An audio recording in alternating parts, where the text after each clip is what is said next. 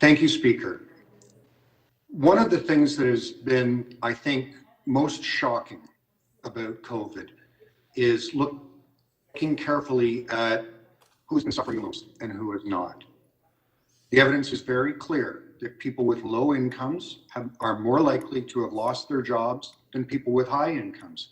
In fact, some people with high incomes who own big companies are actually making record profits. We also know from the data that people who are Black or Indigenous are more likely to be suffering than people who are white. We know from the data that women are more likely to have lost their jobs than men have. This isn't because the virus has some preference. It's because wealth and privilege buy you protection in a moment like this. The city manager has examined this question and made it very clear in his report that only by investing in public services that help people who have been pushed to our social margins so that they can have protections against crises, just like the wealthy and privileged do, only by making those investments do we build back better. Any other use of that language is a false use. And that is why we both need to have a conversation about who pays for what and where the revenues come from, but we also have to have an engaged conversation with the people we represent about the city and the future they want. I don't want to take away for a moment from the very important work that the mayor has done.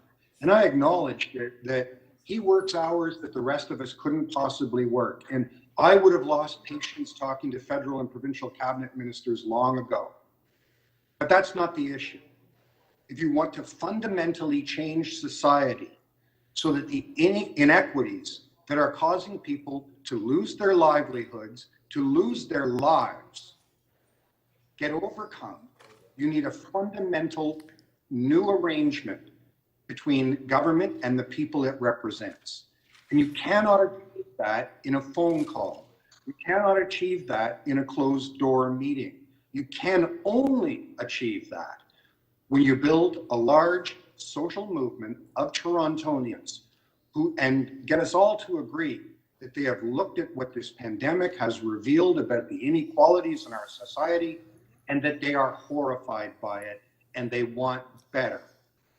It means that we invite Torontonians into a conversation about what we need to do as all three governments to ensure that women have equal access to the workforce, to ensure that everybody has an opportunity to protect themselves in an economic downturn or during a pandemic, that we ensure that wealth is not the only pathway to safety and security in our society. And that cannot be done behind closed doors. No conversation between the Premier and the Mayor will build the social will to address those deep inequalities in our society.